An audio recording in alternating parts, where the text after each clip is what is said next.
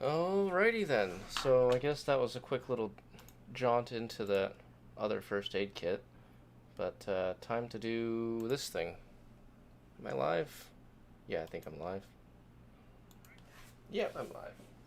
Cool. So originally I had this nice 6-cell lithium titanium oxide battery pack with this set of, I guess, battery holders, dividers, that were bolted together with these 1/4-inch tie rods, and actually after the fact I printed some insulated caps for the nuts just so that nothing would short out. I had my copper bus bars made up, and then I went to go put it in the existing enclosure. This is a 15-year-old enclosure, and I ended up not liking it. I ended up deciding, you know what, I'm going to build the enclosure from scratch. And this is after I tried to fit a whole bunch of components in. I have the BMS with some wiring harnesses off camera. You know, when I started to try and pack all these things in, a watt meter or a coulomb meter with a Bluetooth wireless display, I ended up just having not enough space, and I hadn't even gotten around to putting a fuse holder in. I hadn't gotten around to putting any of that stuff together. So I opted to ditch this form factor and actually go to, and I just need to find this from off camera, one of these DeWalt. I think this is the DS300 Tough System toolboxes. So it's waterproof, it's got a gasket on it, and it's pretty rugged. But I guess also the idea behind it is I can stack it with other items, I can build it out to how I want it. Inside here it comes with a tray, which I'm actually going to eventually use to hold all the adapters and miscellaneous bits. But for now, what I'm going to do is just focus on rebuilding the battery pack. So I have the battery stored in there temporarily. The advantage of going to this larger box is it gives me the room to expand in the future.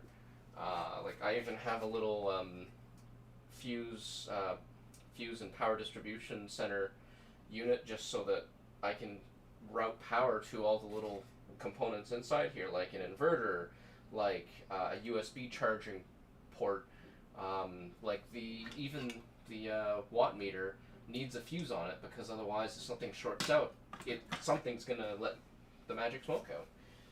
So I definitely want to build it out into here, and I guess the first steps is to rebuild this battery pack and get all this other crap out of the way. So I designed these big battery holders like what you've seen for 18650s, except instead of printing the wedge-shaped components, I've actually printed separate ones that interlock together. So the idea is that these all interlock together, and I build a 3x2 array of these for each side, and then I line the batteries up and wedge them in place. So what I probably should have done was taken these batteries out, because now I need to put them back away and get some space on my workbench. Nothing like 2 steps forward and 1 step back, but hey, at the very least I'm learning what I want. I guess the hard part to this is how am I going to glue it?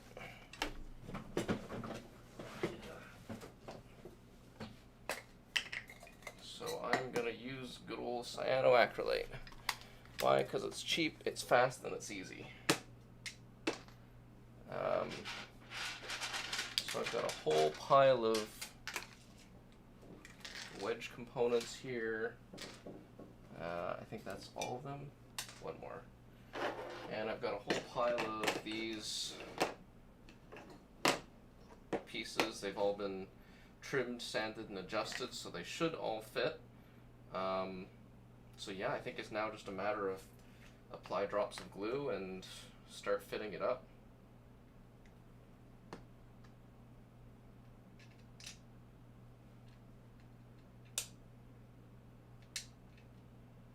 Does that glue? Yeah, that's got glue on it.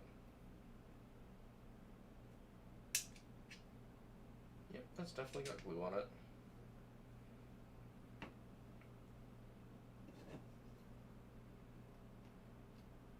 I think I can be a little more liberal with the cyanoacrylate.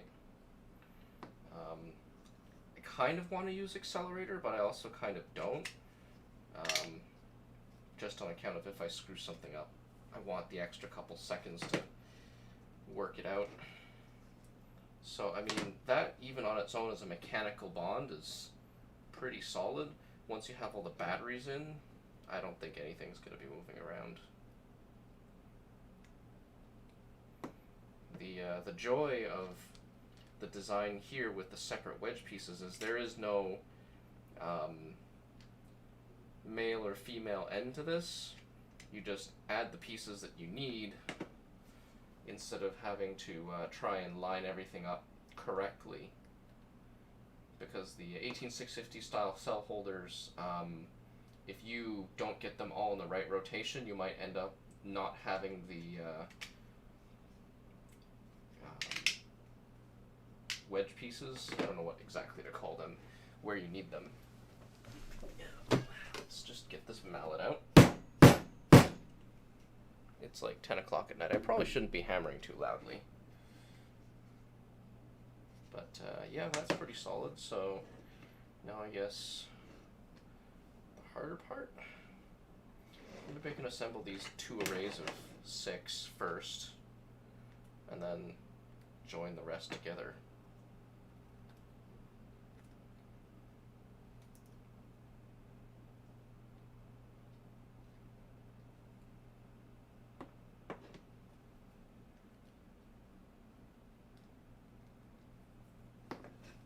Yeah, I'm definitely glad I decided not to use accelerator for this. I can just use the weight of this to help seat everything in place.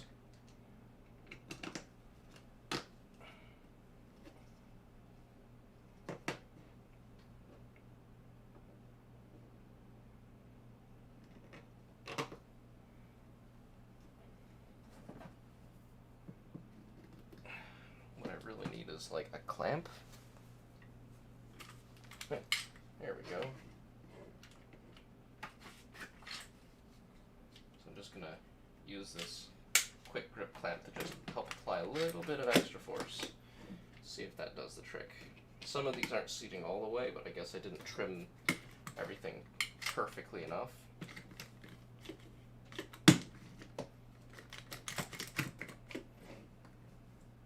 Yeah, okay, that's already pretty solid. And I don't need any big beads of glue, so I guess now I just need to put 6 points of glue here.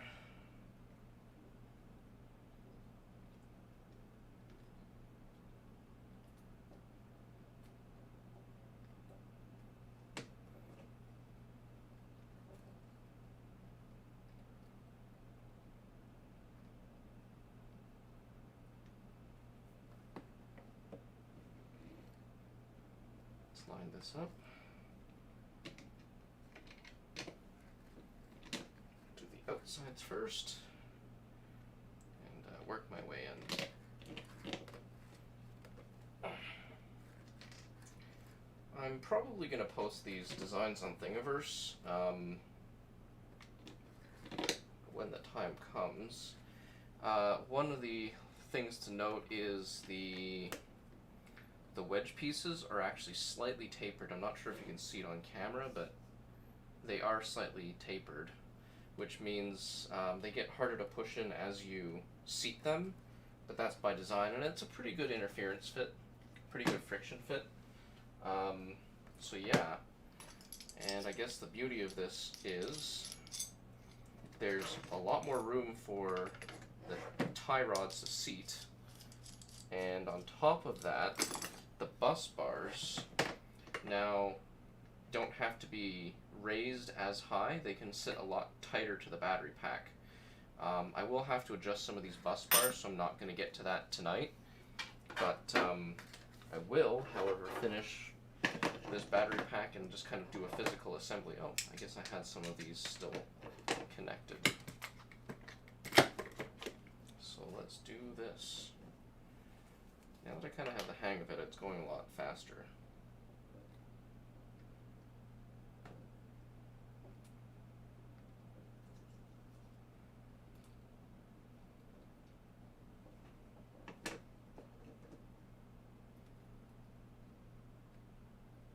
I'm being pretty liberal with the cyanoacrylate just because I don't want anything to fail on me later.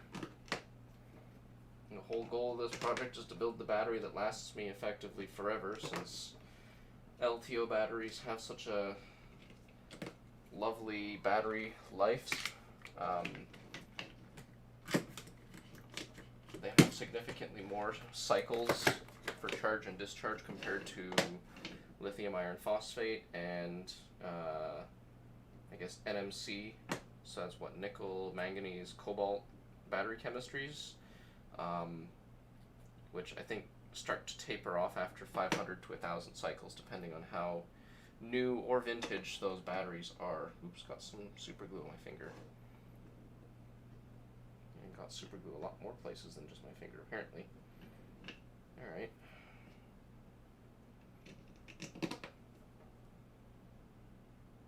Am I done gluing myself to myself?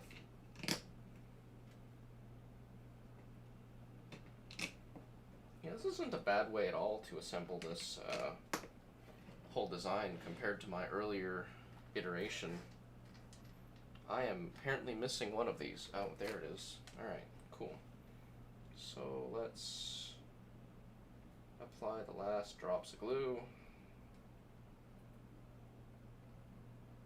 And because these are nice and quick and easy to lay up together, I think I've only spent like 10 minutes on this.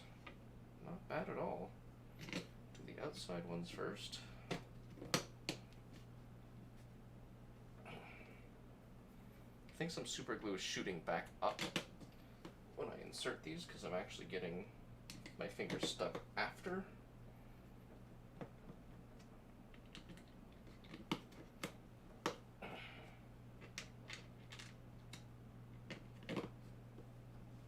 There we go. That is decently solid.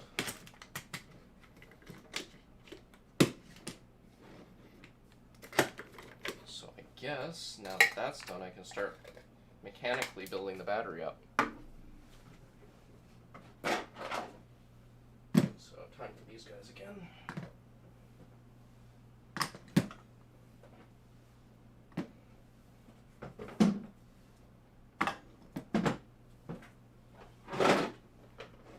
So I've got 5 and 6, 4.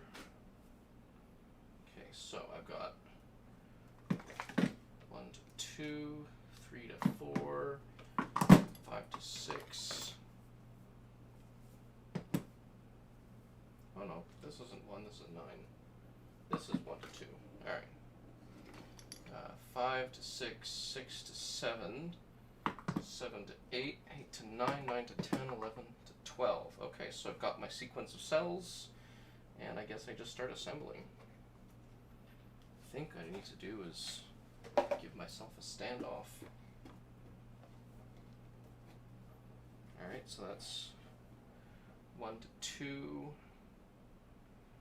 3 to 4.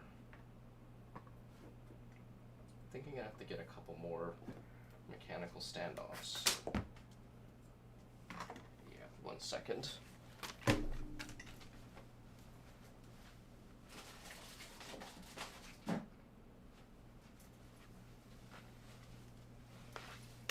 Alright. Gaffer tape saves the day again. Let's sit you on there and you on there. Alright, so 1 to 2. 1 to 2, 2 to 3, 3 to 4, 4 to 5, so 5 seats down into here. 5 to 6, 6 to 7, so this guy goes here.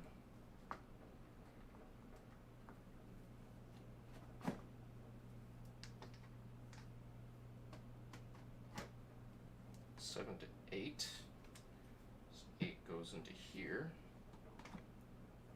It's actually a lot looser than I thought. 10 to 11 and 11 to 12.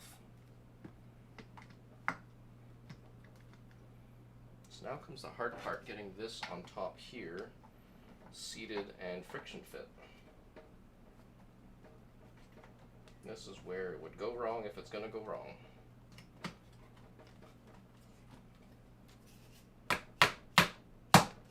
Couple taps of the dead blow. Alright, that's not half bad. And none of this crazy nonsense with hexagonal battery pack arrangements and stuff like that. So I think at this point, I can put at least one tie rod in and double check my cells are all lined up correctly. I guess the side effect of this is I'm trading weight of plastic for weight of metal tie rods.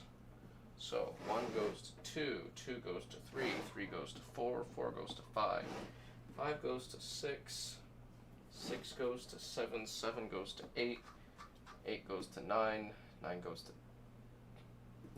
10, 10 goes to 11, 11 to 12. So here are my output terminals, and that's that. I think it's time to try and mount some bus bars on. Again, the fringe benefit is I don't need so many of these copper washers now, which means less to go wrong, more direct contact of metal to metal. I think I need 3 washers.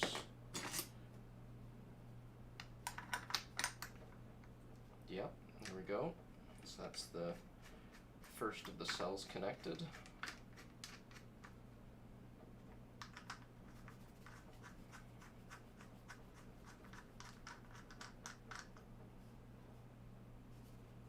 Something's not playing right here. Oh, there we go. It's just troublesome. I guess in the interim I'm also going to put this second tie rod in, just to keep everything from falling apart. Come on, there we go.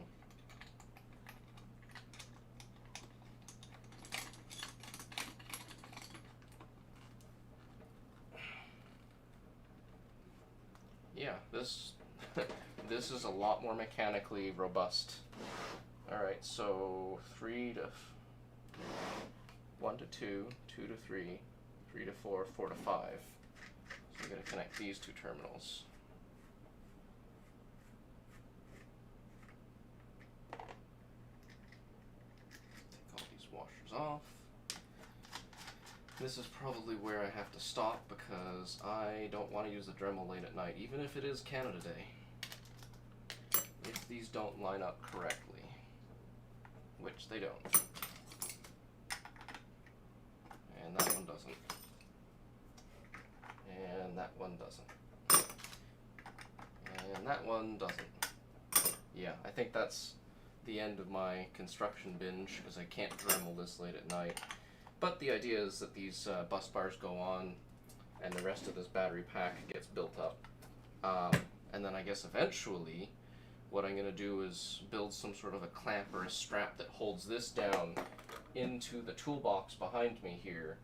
One of the things that I'm going to do is print kind of a cradle rail that's going to conform to this, and maybe I'll use these 2 spare tie rods to basically help secure this pack down by building a rail up top, a rail underneath, and you maybe use some VHB tape to stick the whole thing down into place, because VHB tape is incredibly strong,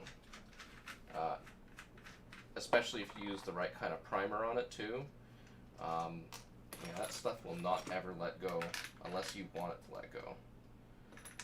I think, however, I am going to set up this terminal facing this way, and then call it a night. Yeah.